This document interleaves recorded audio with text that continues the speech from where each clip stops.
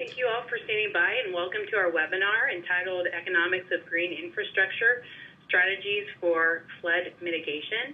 These webinars are an initiative of the Ohio State University Climate Change Outreach Team, a multi-departmental effort within the university led by OSU Extension, Ohio Sea Grant, Bird Polar Research Center, and several other OSU departments to help localize the climate change issue for Ohioans and Great Lakes residents.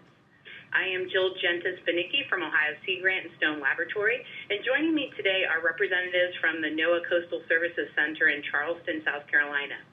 Jeff Adkins is an economist from the NOAA Coastal Services Center who promotes the use of economics by state and local governments and other coastal resources managers. His areas of interest include ocean economics, market and non-market values, and return on investment. Lori Cary-Kothera is a physical scientist at the center where she works on projects helping local coastal resource agencies better utilize technologies, including GIS and social media. Nancy Cofer-Shabica is a physical scientist at the center focusing on coastal conservation and resilience planning applications and training. She leads projects to help diverse partners apply science and geospatial information for management and decision making. And Tashya Allen is a coastal hazard specialist working for the Baldwin Group at the center, where she specializes in the development of decision support tools for hazards management and community resilience planning. We're delighted to have this great crew from the NOAA Coastal Services Center here today to discuss strategies for flood mitigation. Before we do that, a few logistical issues as we get started. During our presentation, all participants will be in a listen-only mode. Afterwards, I will conduct a question and answer session. If you would like to ask a question during the presentation, please feel free to use the chat feature located on the right-hand side of your screen, and I will collect and pose your questions out to the group at the end of their presentation. We have nearly 200 participants so far on this webinar, a great diverse group representing governmental agencies, academia, and nonprofit groups from the Great Lakes and around the country. Please keep those questions coming throughout the presentation. We should have a great Q&A session. As a reminder, this webinar is being recorded and will be posted onto our website for later viewing. Also, we will post a webinar survey in the chat feature toward the end of the hour. Please take a few minutes after the webinar to fill that survey. It will help us continue to bring you better webinars. So without any further delay, I'd like to introduce the NOAA Coastal Services Center, who will present Economics of Green Infrastructure, Strategies for Flood Mitigation. Okay, let me unmute all of you. So, and Jeff, I'm going to give you the ball. Okay. Yeah, I'm Jeff Adkins, and I'm an economist here at the Coastal Services Center. If you want to advance, the three projects we're going to be talking about today are pilot studies that were funded by EPA under the Great Lakes Restoration Initiative. I'm going to be talking kind of an overview of the presentation itself, and then talking through some of the key concepts behind the studies that we're working on. Then Lori is going to be speaking about our first pilot study that was conducted in Green Bay, Wisconsin, Resources for the Future, worked with us in that project and did a lot of the conceptual work and developed the framework that we're following in these two follow-on pilots. The one in Duluth, Nancy we'll be talking about, and the one in Toledo, Tashya is talking about, and those two pilot studies are currently underway. So the problem that we're addressing in all three of these pilot studies, it focuses on riverine flooding and the fact that with climate change and with anticipated development, that's only expected to get worse. And the solutions that we're looking at are narrowly focused. These pilot studies are looking at green infrastructure as a tool for mitigating future flood losses. And one of the primary outputs is this economic framework for assessing the trade-offs associated with the costs and benefits of using green infrastructure for mitigating flood losses. And then we'll be talking with each of the pilots about the findings of each of the pilot studies, the products that were generated, and some of the follow-up activities that are to come. So as I mentioned, all three communities have existing problems with flooding. In the Great Lakes region, one of the implications of climate change is an expected increase in the intensity of rainfall events and associated with that, the corresponding flooding. Continued development, most of the anticipated future development is expected to increase the amount of impervious surface, which increases runoff, which increases flooding. I guess another problem with the continued the development patterns is the continued construction of damageable property in harm's way. And so there's really two facets of the kind of implications of future development. One is the fact that you have this existing floodplain, and if you put more and more structures in that existing floodplain, then you would expect to see an increase of damages.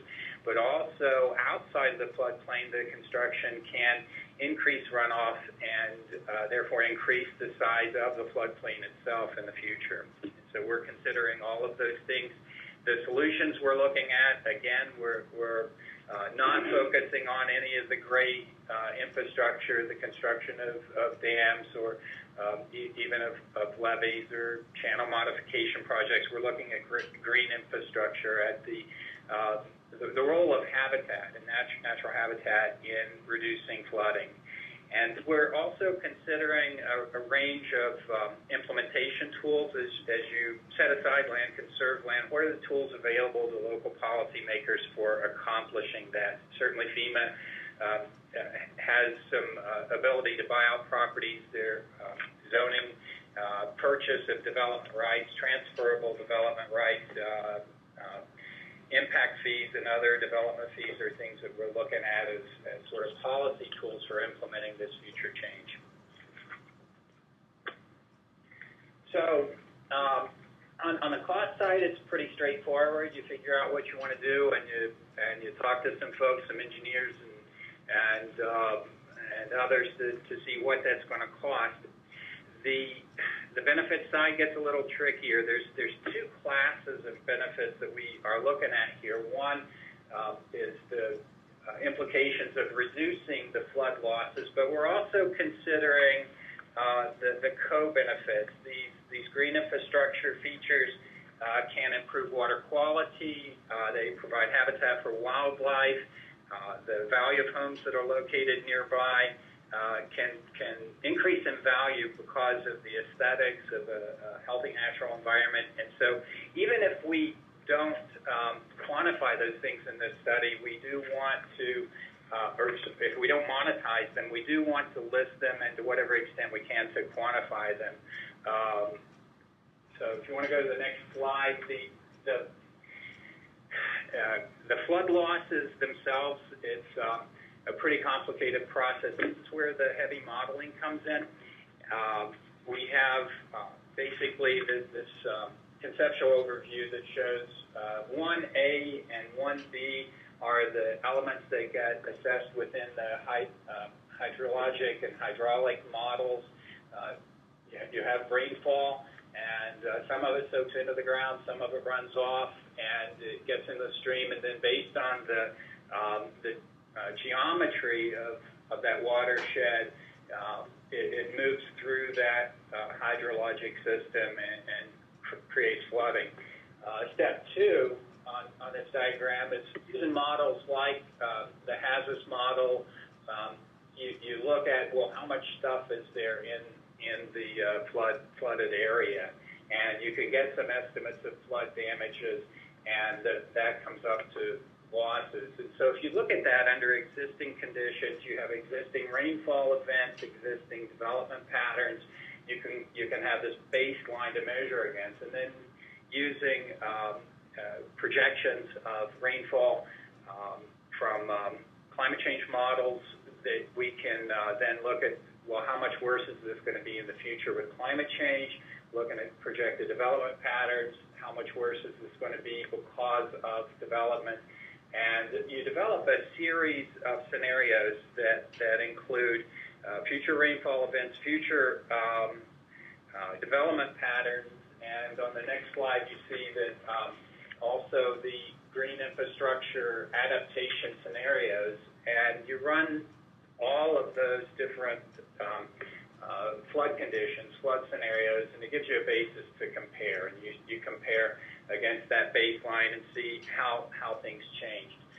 An important thing to remember here, though, is that all that we've been talking about, all of these scenarios we're looking at, this is one piece of the benefit estimate. The other is some of the things that are not captured in the HAZUS model, like damages to infrastructure, but more importantly, these non-market values the green infrastructure provides, things like the water quality enhancements that are not being captured by these models. Another important consideration is that in any study like this, you're really not looking at stopping flooding.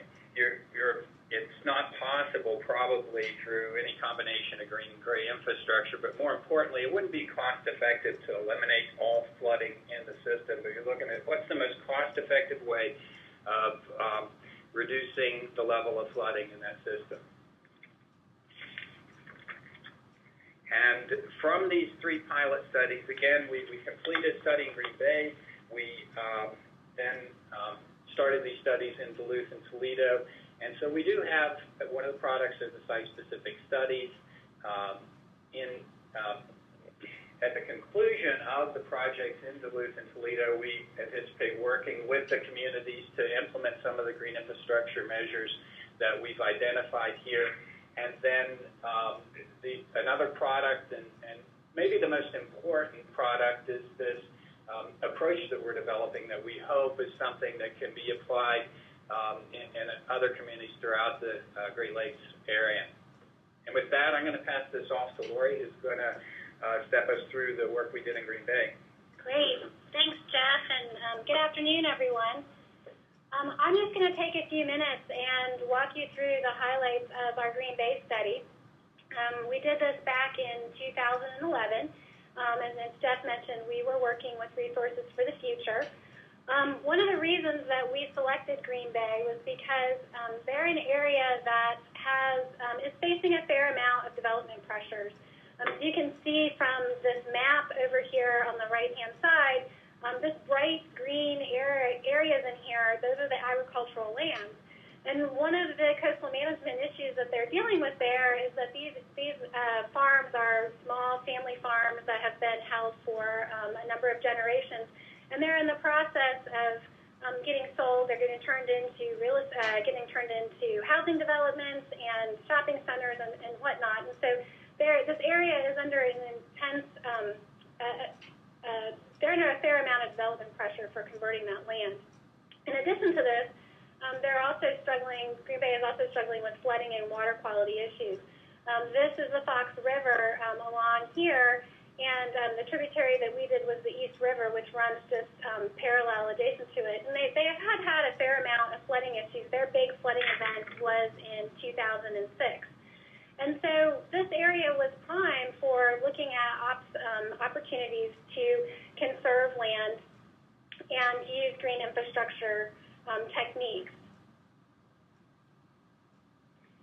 So how we started this process, I'm going to take you through kind of the steps of what we did. And so this is our first pilot area, and because of the time and the budget that we had for this first cut, we had very simplified the modeling that we used for this, and we relied on using HAZUS to get our infrastructure costs. And so what we did was we looked at 3 flood event scenarios. We looked at what damages might be centered around a 10-year, a 100-year, and a 500-year event, and you can see the damage estimates that are there in the millions of dollars. Then what we did was we looked at what if all of those areas that are currently held in agricultural were built out into a variety of housing or other infrastructures, what would those new costs be? And you can see that in each of the events, the damage costs increased. So as Jeff mentioned, one of the things that we were looking at to try and help this community was to figure out how conservation could be used to reduce flooding. Jeff used the term green infrastructure. I just want to put a little caveat. For this particular project, we were looking at green infrastructure at a conservation scale. So we were looking really at conserving large tracts of land rather than focusing on green roofs or maybe some of the site-specific infrastructure that you might be familiar with. So this was big tracts of land. And so the things that we were looking at were limiting future development in areas that were prone to flood. We were also looking at areas, trying to identify areas that might be the most absorbent and help to reduce those flooding areas. Also wanting to make sure that we're reducing the damage, and then looking at other freebies, if you will, as well. So there are a lot of co-benefits of conserving land. For example, there's been a number of studies, and if you build a house near a natural area, your house value might be worth more. Conserving land also helps protect your water quality. And so looking at a number of those co-benefits associated with conserving land. So once we ran our models, we started to look at these build-out scenarios, and if we were to take all of the parcels that were slated for development and purchase those, it would cost $5 million, nearly $5 million. We would conserve about 7,400 acres of land, and you're looking at it's pretty expensive price tags. It's not always very realistic for a community to come up with $5 million to protect against $6 million worth of flood loss. So we're trying to figure out ways that we might be able to get that price tag down. So the first scenario that we looked at was we looked at parcels that had greater than 1 foot of water on them. And so the price tag for those parcels was in the neighborhood of $3.7 million. You can see that's a little over 4,000 acres. And the cost savings was, we had a fair amount of cost savings. Let's see, I'm trying to get my pointer to work here. So you can see that the price came down a little bit. It was 73% of the original cost, and we got about 63% of the benefit, of the total benefits with that price tag. Still not super great numbers, so we wanted to kind of continue to work that number down. So our second scenario was looking at a foot of water on large tracts of parcels. And again, the number came down, the price tag came down a bit more, $1.2 million.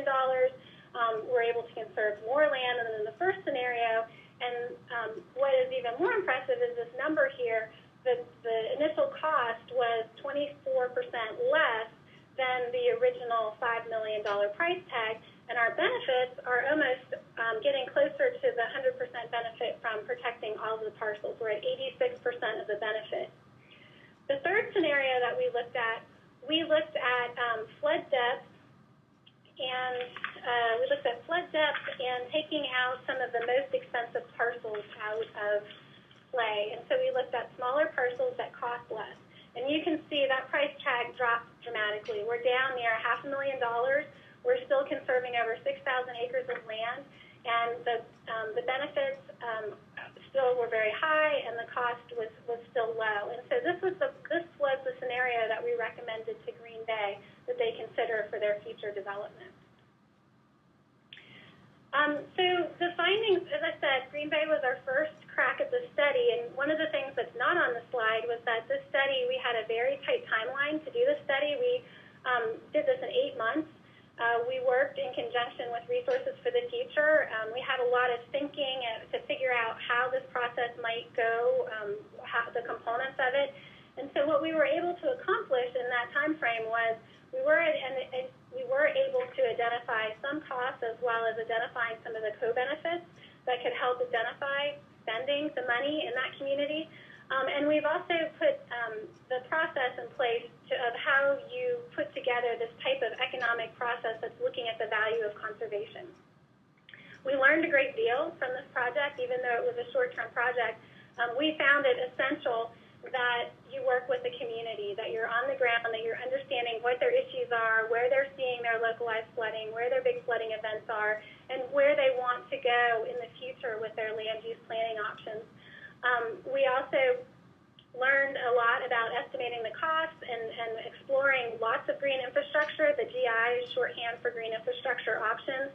And we found that it's really important that you model future extreme precipitation events. What happened in our pilot study in Green Bay is that they were actually developing the future precipitation models while we were trying to do our assessment, and so we didn't have that model available to us. We also didn't have the availability of more sophisticated hydrology models. And so when we, as Nancy and Tasha will tell you in the next pilot areas that we worked on, we incorporated those components into the study because we felt that they were missing from Green Bay. So with that quick overview of Green Bay, if you want to find out more about the study, you can go to our website, and the full report is there, as well as is a paper that RFS has recently published on this effort, and you can find it there on the website. And now I'm actually going to turn it over to Nancy, and she's going to tell you about our ongoing work that we have in Duluth. Great, thanks, Laurie. Tasha and I will share with you what we're doing next and how we're building on the approach from Green Bay in two Great Lakes communities, Duluth, Minnesota, and Toledo. And before I get into Duluth, I just want to share a little bit about what's happening in both so you can see the timeline for this work. Both communities, I want to say, too, are really progressive and proactive, and they're thinking about flood damage mitigation, and they're interested in exploring and implementing new green infrastructure strategies, and to have an assessment of the economics to help justify their decisions. So we're currently working on this first part, the assessment phase with these communities.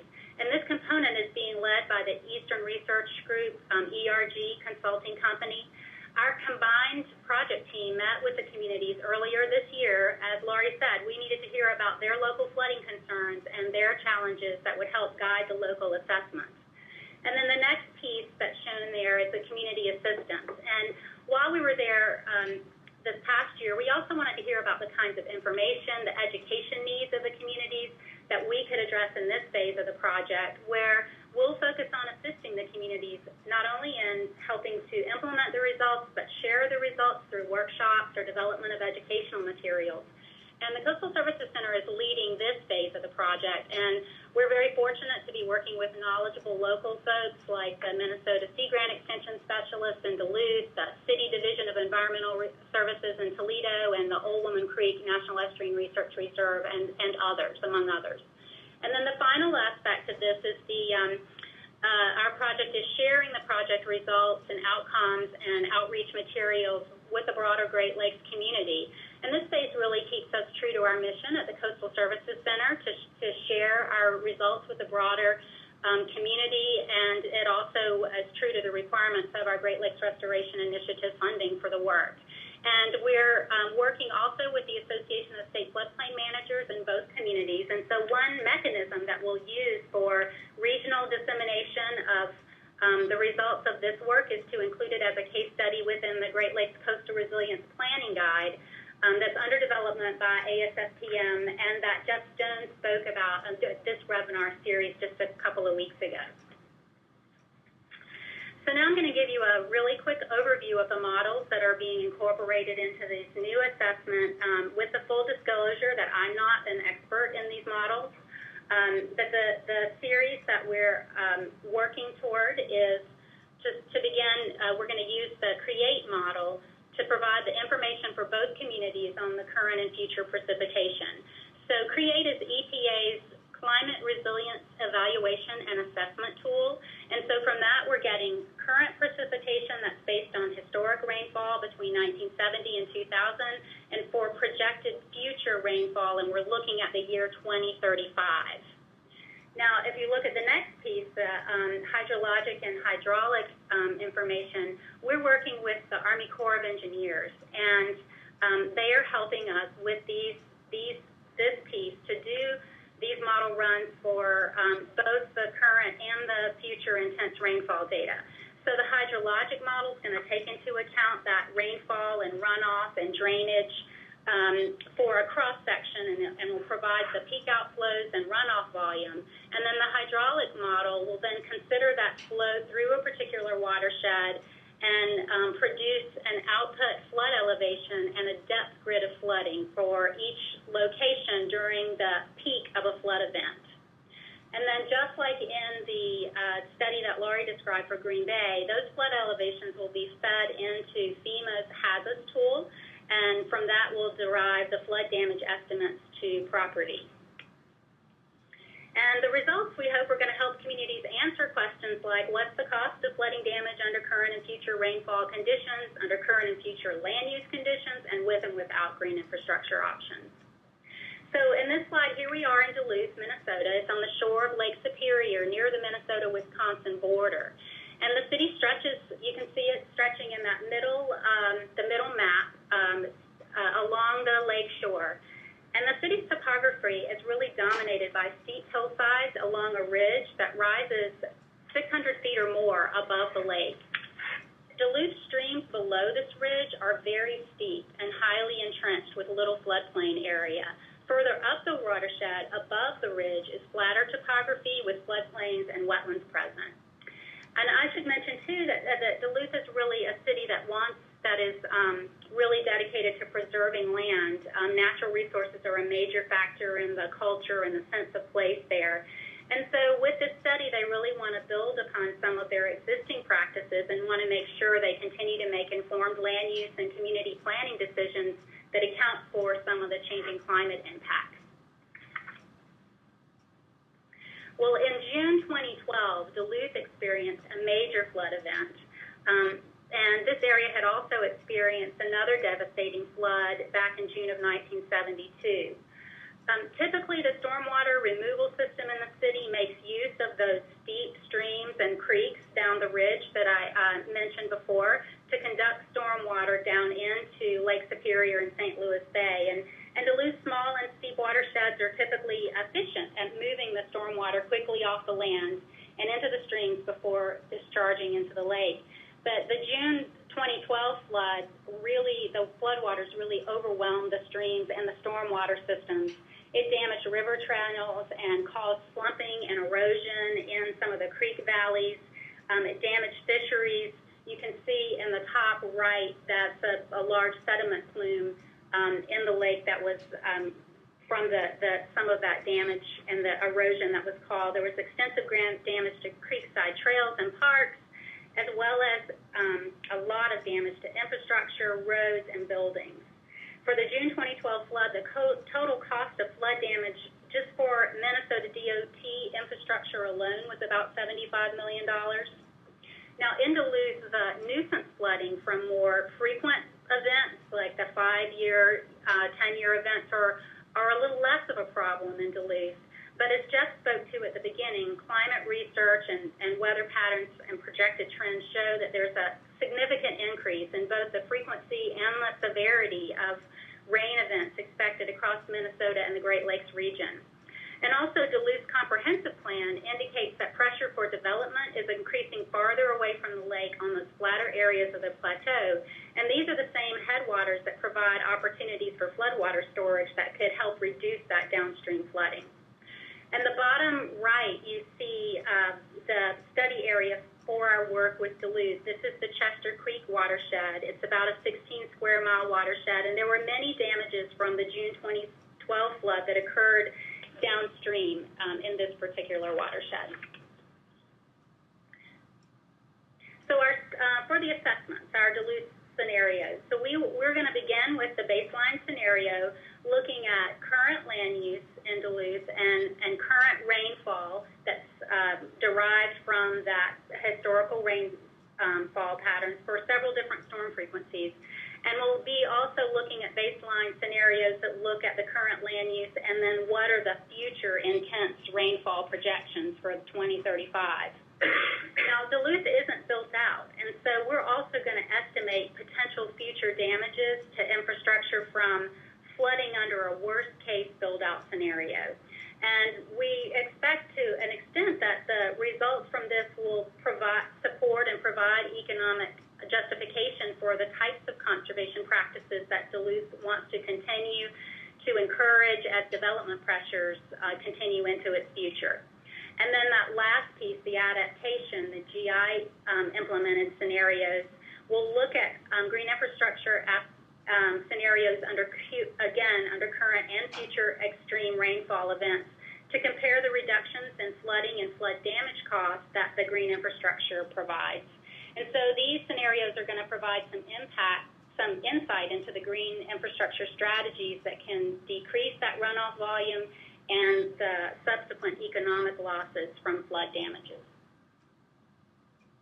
For Duluth, the strongest green infrastructure opportunities that we're looking at now based on the initial site visit is to increase storage in the form of constructed or expanded wetlands and headwaters above the ridge to help reduce the downstream flooding damages.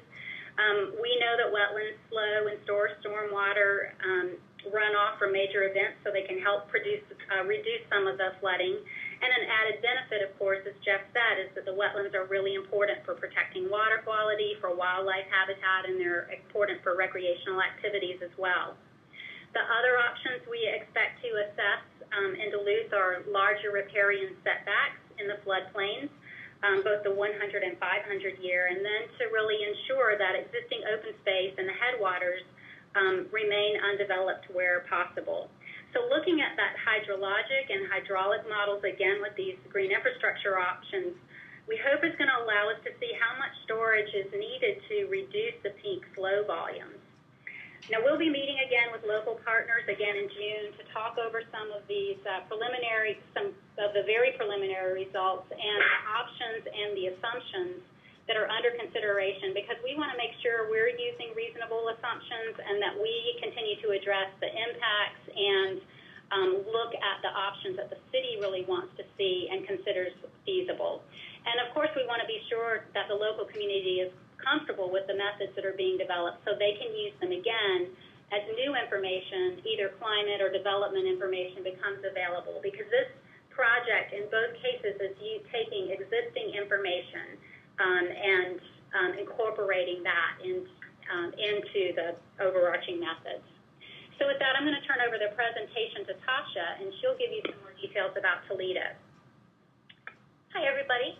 So I'm just going to give you a little bit of overview about the Toledo project. This is our second pilot location, and we are, as Nancy said, we're working with the City of Toledo Division of Environmental Services, and our main POC there is Patika Bannister, and she's helping bring together some of the other departments as well. And as you can see, this is Toledo, just to remind folks.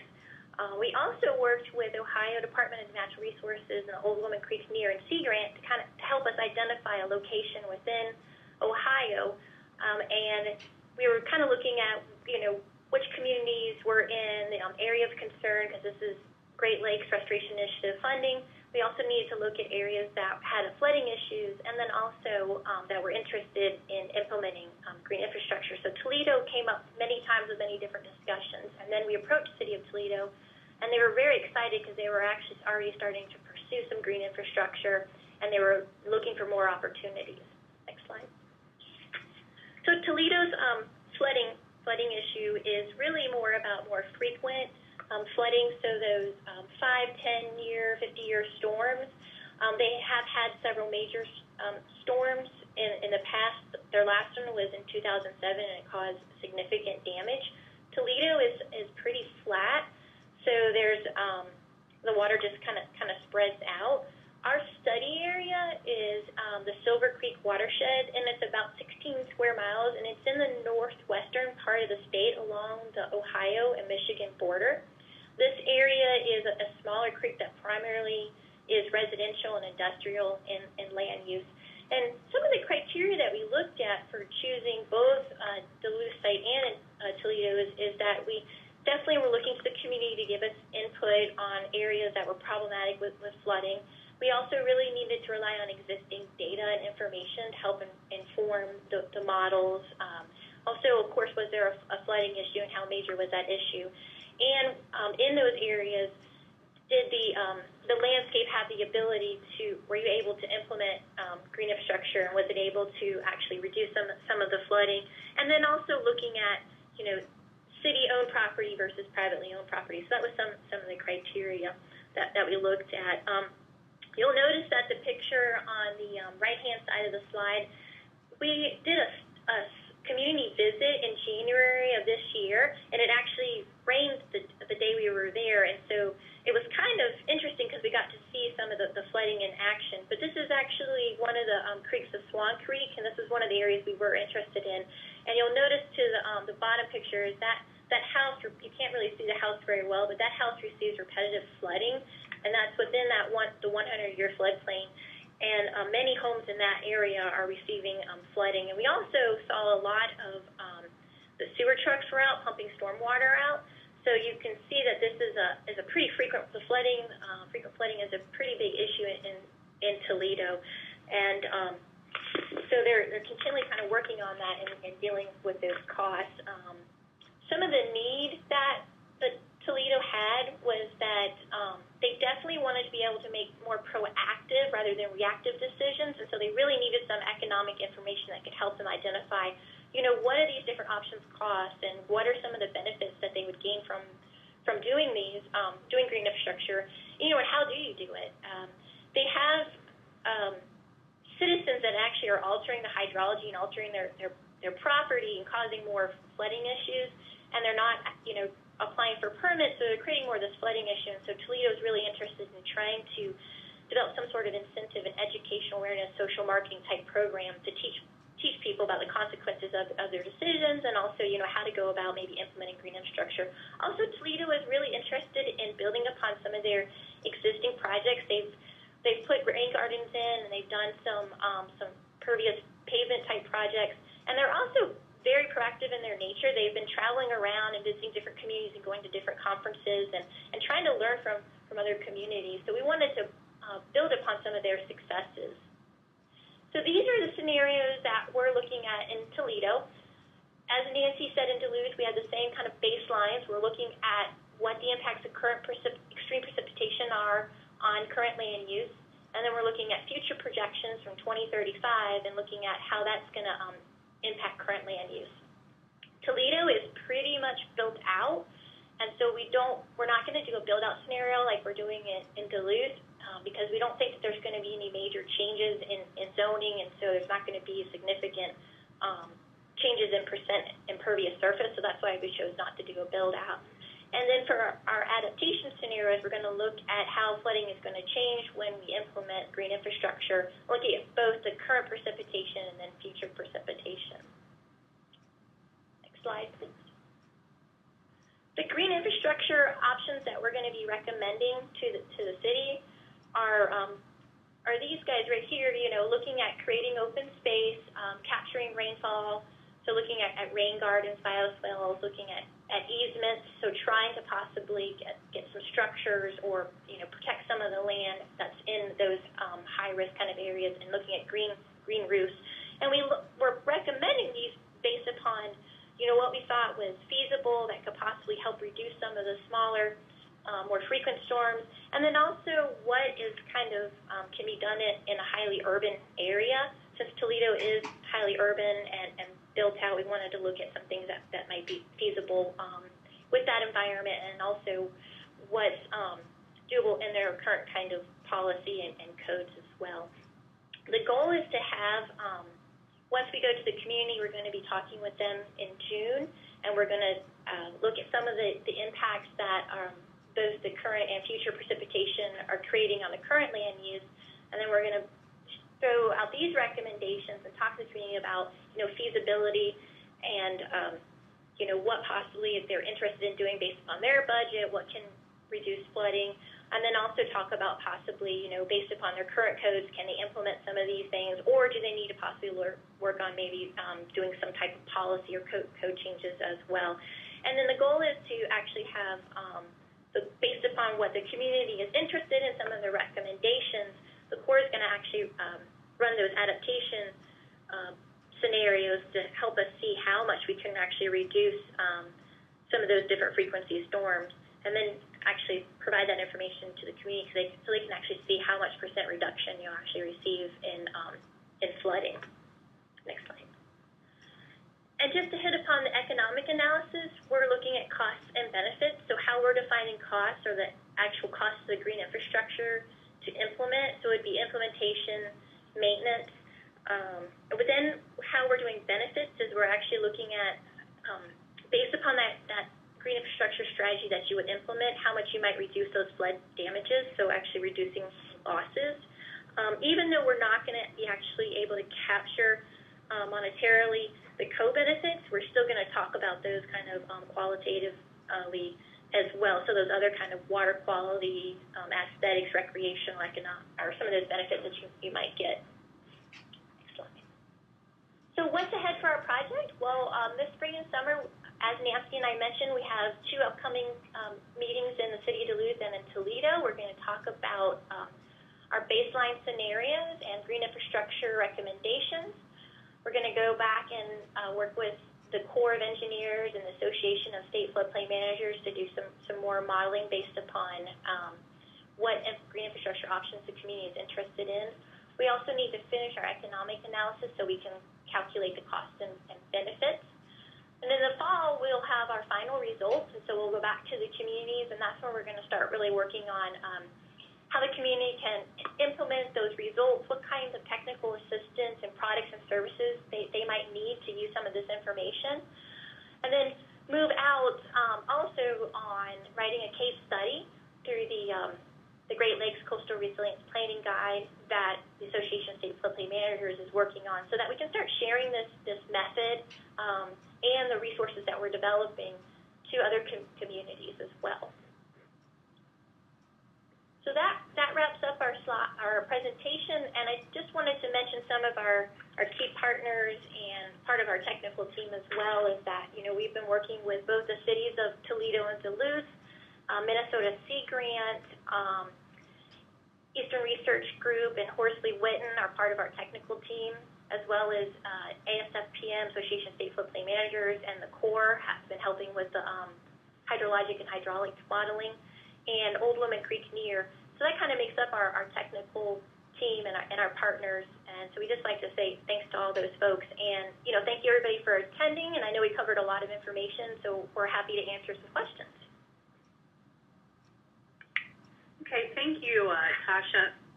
I think we've gotten some great questions during the presentation, so let me just get started and ask NOAA Coastal Services as many as we can, and what questions they can't answer by one or so we'll post later on the website with their answers. Okay, so I'm going to just go in order from when I was getting them. So first, and this was during Jeff's presentation, first one person asked what model Jeff was referring to. So I wanted to get a clarification on that. Yeah, and I think I was actually looking at the questions as they came up while I was speaking. I think that was when I was referring to the inputs on the that we derived from the CREATE model. We for the projections of future precipitation as influenced by climate change, it is the CREATE model that we use, and we don't use the model itself, but actually just the inputs from that model that show the increased future precipitation that's expected, and it is downscaled to a more localized output, and that feeds into the hydrology and hydrologic model. I think that answers the question, though. Okay. Another question we had was, have you been able to get a handle on quantitative and qualitative modeling of the cost of no action? In other words, if nothing different is done? Yeah, in all of the projects, that's kind of our starting point, is this baseline of not doing anything. Although that looks different in each case, that with the conservation scenario like you have in Duluth, I mean, the land is not currently developed, and the do-nothing scenario would be to not constrain development, which would result in a changing landscape. And so you do need this baseline that's kind of your counterfactual, that we're looking at, we're proposing something, but what if we do it the other way? And so that other way is kind of the baseline that you have to do, and it's against that condition that all the other scenarios are measured. Okay, great. Thank you, Jeff. Some other questions that we have gotten. Lori, this was during your presentation. Someone had, first, several people were asking about the abbreviation GI, whether or not that was green infrastructure. So that was one question we had. Yeah, sorry about that. We were trying to save space on the slides, but GI stands for green infrastructure. Okay. Could you explain a little bit more about the analyzed cost? Does that mean $5 million every year for how many years? Yeah, I saw that question when it came up. That's exactly what it means. What you would actually do is purchase all the properties if you're going to do this project, you'd have some sort of bond or something like that to raise the money, and then you purchase the properties. And then over a period of time, you would see the benefits in terms of reduced flooding that are associated with that scenario. But it's kind of an apples and oranges thing if you look at an upfront cost and benefits spread over a long period of time. And so the more typical economic approach is to put everything onto an average annual basis. And I think in the RFF study they were looking at, was it a 25 or a 30-year project life that they spread those costs over? I think it was 30. A 30-year project life. And so on an average annual basis, it's not straight division because there's some discounting involved, but it comes out to about $5 million a year. And so it was about $100 million to buy up all those parcels, and spreading that over a 30-year project life it's the equivalent of spending $5 million a year for 30 years. And then you have a basis for the expected flood value. I believe the expected flood damages over that 30-year period were actually a number less than that. On the average annual basis, maybe around the magnitude of $3 or $3.5 million, and so it was sort of a no-starter, just taking the baseline scenario of let's buy up everything, and so we had to start sharpening our pencils and find, are there cheaper ways of identifying parcels that are going to result in the maximum savings and at the lowest cost. Okay, thanks, Jeff. Another question that we had was, how does flood frequency enter into the analysis? A conservation measure may not pay for itself for the first flood, but it may be a great deal by the fifth flood, for example. Yeah, and that's where the really two issues come in on this. One is it's a probabilistic modeling estimate that we do, and so you really aren't looking at a single flood in one year and another flood in a different year, but in each and every year, any flood has a certain probability. And so the small floods have a very high probability, and these extreme flood events have a much smaller probability. And so for each and every year after you implement the green infrastructure measure, you would look at the entire flood regime. You would look at all the different kinds of floods that might happen, and what are the probabilities of those floods happening in that year, and what are the damages associated with those different levels of flooding. And so year after year, you're getting these kind of expected values of damages that don't happen because you've implemented the green infrastructure measures. Okay. Sorry, I keep on getting more and more questions, so I'm just trying to get through as many as we can. Another question was specifically with the Great Lakes coastal resilience planning. People were asking who specifically was creating that. So I just wanted to get a clarification on that. The Coastal Resilience Planning Guide is being developed. The development is being led by the Association of State Floodplain Managers. That's and also in collaboration with the Coastal Services Center and the Coastal Services Center Digital Coast Partnership.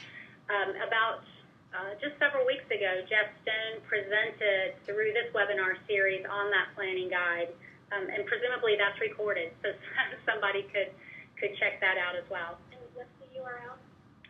I think it's greatlakesresilience.org. It's in beta right now. And I'll get the URL for that, the webinar, Jeff's webinar. I'll get that onto the chat so people can grab a hold of that as well. Great. Another question that we had was, were flood damage costs based on assessed values of impacted parcels? Yes. Okay. Yeah. Jeff and I are looking at each other. Yeah, and the answer varies from project to project. That's why I'm a little reluctant to answer. In the Green Bay project, we took values that were, certainly the HAZUS model has some basic input. You can upgrade those to various extents based on the amount of information that's available. And because these are pilot efforts, our intent was to work with to do the best job we could with the data that the communities had on hand. And so there are varying qualities in terms of the hydrologic information, varying qualities in terms of the structure, valuation data that are available, but it was the data that were on hand, and we updated those basic HAZUS data sets as much as we could in each of the different communities. Great, thanks, Jeff. How are these findings being shared with communities at this point or in the future? So for the Green Bay work, what we did was we followed up after we had the results of the study, and we gave them a copy of the results. We've also had a couple of calls to share any of the information and answer their questions. And then there's also been a story map that has been put together that's available on our Digital Coast website that highlights the study and some of the results. So we have been actively working with Green Bay. For the two sites, Toledo and Duluth, we designed those projects quite a bit differently based on the results from the Green Bay study. As I mentioned, the Green Bay, we really only had about 9 months to do the total project. For the Toledo and Duluth projects, as Nancy alluded to on her overview slide, we have about 2 years to work with those communities. So the communities are an integral part of the assessment. We're checking in with them at various points as we get results. We're making decisions together based on best available data. And the plan is that once we have some results from these analyses, hopefully at the end of the summer, we're going to be working for over the next year to help them choose and implement some very specific decisions on how they can help reduce their flooding efforts. Most of these projects are in conjunction with other planning efforts, whether they're hazard mitigation plans or climate adaptation plans. So they're not necessarily projects that are standing alone. We're really trying to work with the communities to understand all of their issues, all of their planning efforts, and how we can leverage this with their ongoing activities. And I would add to that for instance, in Duluth, we're working with very engaged local Minnesota Sea Grant Extension folks that are located in Duluth and will help continue to do outreach with us and communicate with the city as the project continues. Yeah, and in Toledo, actually in June, there's actually several things going on. Woman Creek is having a meeting focused on climate change adaptation, and we're presenting the work there, but then the next day we're going to sit down with the communities and really kind of work through some next steps and look at, they're actually updating their stormwater plan, and they're developing a county-wide sustainability plan, so looking at how this information can help inform those plans, and then continued technical assistance with Toledo and Duluth. Great, thank you. And actually, I've got quite a few questions dealing with Toledo, so I wanted to just go through a few of these. You had mentioned that Toledo had a lot of damage with small, frequent events. Have they documented the level of damages at these smaller events over time? There is a lack of data on small storm flood losses, and this would be helpful. What we've been able to see are mainly reports from citizens, and so basically the different departments get reports that, I've had basement flooding or I've had street flooding or damages, so they actually do have locations of where these damages are, and then they have some information on, I think, dollar amounts that are associated with that. And then I know that FEMA usually works with the county hazard mitigation officer and the floodplain managers to look at repetitively lost structures. So there's some of that information that's available, but yeah, I think it all kind of depends on who's collecting the information, if they have some sort of mandate or way to collect that information. But that's some of what we have access to. Yeah, and you may know this already, but the National Weather Service, the local weather forecasting offices also collect they do some estimates of damages from these small flood events. That's probably on the National Climatic Data Center. They have their database of. It's actually a separate database that they maintain with that information. Great, thanks. Another question dealing with Toledo. Even though Toledo is built out, there's always the opportunity of redevelopment. Have you considered modeling the developed area as it's redeveloped, incorporating green infrastructure practices with that redevelopment as a building requirement? I think it's an option that's on the table. We haven't made a specific decision on it yet. When, as Tasha mentioned, when we were on our site visit in January, one of the things that's happening in Toledo is that there are a number of houses or shopping centers that have been taken down. So there definitely is an opportunity to redevelop. I think it's still to be determined how that gets factored into the modeling and the results of this project. There's definitely a desire from Toledo to make the most informed redevelopment decisions that they can. They have a very aggressive future sustainability plan. They have a very strong vision of the type of city that they would like to become in the next 20 to 30 years, and so they're really trying to figure out how they can use that information from this assessment along with a number of other initiatives that they have going on a variety of topics, way broader than flooding, to help make the most informed decisions that they can for their community. So I think we'll be able to better address that question in the next couple of months. Okay, great. Another question that we had, are the 50, 100, and 500-year storms being redefined in any of the case study cities based on the expected increase in frequency and intensity of precipitation? Do you know?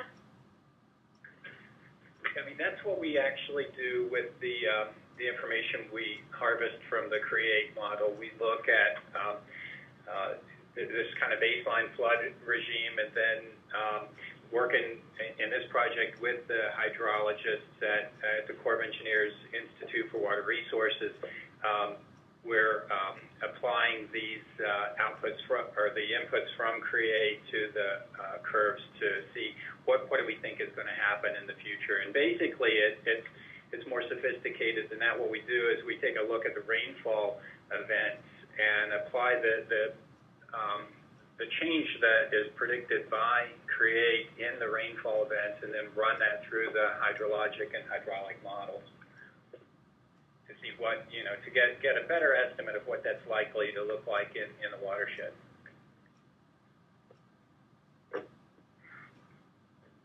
Okay, great. A few more questions. Sorry, I'm just trying to pull up a few more. Did the study design consider impact on water quality in monetary terms? No, we did not. No. The short answer is no. I will say that in our first pilot area in Green Bay, water quality was of huge concern for that community, and so I think what we tried to do in that report was show how these use it as a co-benefit and show how if there was land and you did conserve it, that some of your secondary benefits might help you address and resolve some of these water quality issues.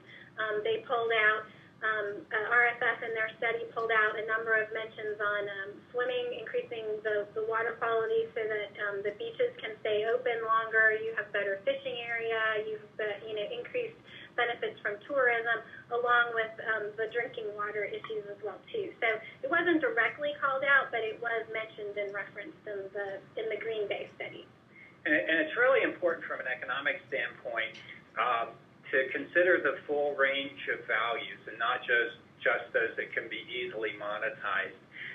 Sometimes the most important factors, and people know intuitively where the greatest benefits are coming from if you propose something. And in Green Bay, they have just tremendous problems with erosion and with the water quality associated with the erosion, and especially in the bay itself. And to be as quantitative as you can be. I mean, you monetize what you can monetize, you quantify, what you can, and then you describe everything else, and make informed decisions about the use of the resources. And that is very solidly based in economics. As an economist, I encourage people to remember that there is a separate discipline of finance and accounting that deals strictly with dollars. Economics is about value. It's about maximizing utility, making decisions that make people as well off as they can be. And you really have to consider that full range of values and not just the ones that are easy to count. Thanks, Jeff. I have one more question, and then we'll close. I had several people asking if you're planning on any other study areas. Currently, we are not. We never know what the future might hold. If there is future funding available through the Great Lakes Restoration Initiative, we might consider that.